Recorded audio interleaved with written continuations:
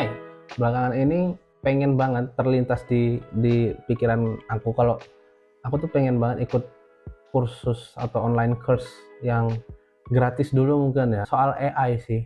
Karena aku ngelihat AI ini kok makin lama makin menarik karena nggak cuma dulu ya, aku pikir melihat bentuk ChatGPT yang pertama banget itu aku mikirnya kayak alah kayak SimSimi. Masih ingat nggak sih SimSimi yang eh, apa ngecat sendiri kayak nerd itu. Sekarang tuh kak aku melihat kok si AI ini ya nggak cuma ChatGPT, ada Gemini, ada Cloud, ada macam-macam DeepSeek lain sebagainya. Makin menarik karena kita kayak bisa ngapain aja di AI ini ya, nggak cuma yang FOMO kayak ngedit-ngedit gambar jadi kayak Ghibli atau ya cuma ngedit-ngedit foto doang atau prompt gambar doang itu, ya itu kayaknya semua orang udah bisa sih. Cuma yang aku lihat sekarang kayaknya AI ini nggak cuma cuma di satu sektor dan hampir semua field-nya. Sekarang tuh kayak hampir semua field pekerjaan itu bisa banget loh kalau dia punya punya nalar sendiri ya, dia bisa gantiin kita semua. Cuma yang aku pengen pelajari adalah si AI ini kan alat ya.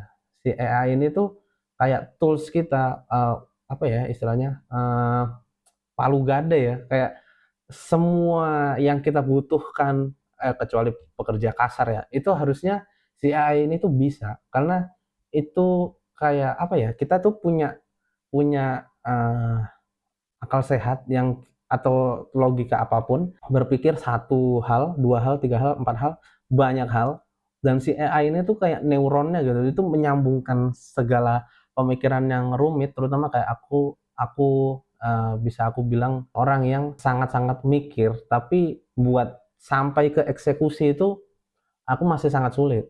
Aku bisa punya banyak ide, cuma, realisasinya kayak apa itu dan step-stepnya seperti apa itu kadang aku masih sering miss dan itu sangat-sangat mengganggu karena aku merasa ini ide brilian cuma gimana cara ngelakuinnya nggak tahu. Cuma karena ada si AI ini, apapun ya AI apapun itu kayaknya sekarang semuanya jadi bisa.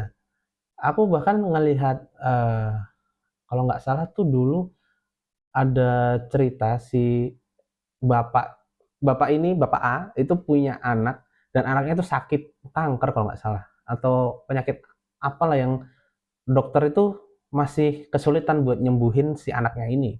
Terus si bapaknya ini tuh make AI buat mencari solusi gimana caranya tuh si pihak rumah sakit atau apa namanya kayak si dari pihak dokternya lah, si pihak penyembuhnya ini tuh bisa nyembuhin anaknya. Jadi bapaknya itu nggak mencari cara gimana cara nyembuhin anaknya directly, cuma pakai kemampuan yang dimiliki dari seorang dokter yang sudah menempuh pendidikan sebagai dokter gitu. Jadi si bapak ini tuh mencari jalan buat si dokter ini bisa menyembuhkan anaknya dan itu work. Itu keren banget sih. Kalau kalau semua orang memakai AI ini dengan benar, dengan eh, semestinya ya membantu mereka berpikir bukan menggantikan mereka berpikir itu sesuatu hal yang apa ya game changer banget gitu buat terutama buat Indonesia yang benar-benar tertinggal dari sisi teknologinya ya. Dan di luar itu mungkin selain online course ya, aku pengen baca buku juga, mulai baca buku karena aku udah terakhir baca buku kayaknya pas masih sekolah, pas masih kuliah. Dan itu eh, bikin aku stagnan sih. Oh, aku punya satu buku yang oke banget nih buat kalian baca, terutama buat kalian yang berorganisasi ya, nggak cuma di kantor, mau bisa juga di keluarga atau di rumah tangga kalian mungkin yang udah nikah nih. Surrounded by Idiots. Ini buku yang apa ya, membuka wawasan aku tentang gimana cara menghadapi berbagai jenis eh, pikiran manusia atau manusia itu sendiri. Ini sih terjemahannya ya. Aku beli di Gramedia dan mungkin yang bahasa Inggris yang apa namanya? Import langsung bukan dari bukan bukan terjemahannya itu mungkin ya isinya lebih lebih bisa lebih bisa apa ya, kita bisa dapat hal yang bias yang kita bisa artikan nggak cuma dari satu sisi, tapi dari berbagai sisi mungkin ya. Yang nggak memungkiri juga selain skill dan belajar ini, aku juga pengen liburan sebenarnya. Aduh, capek, capek duduk mulu nih kalau sebagai desainer itu. Pengen yang jalan-jalan kemana gitu sebenarnya. Ya nantilah, semoga ada.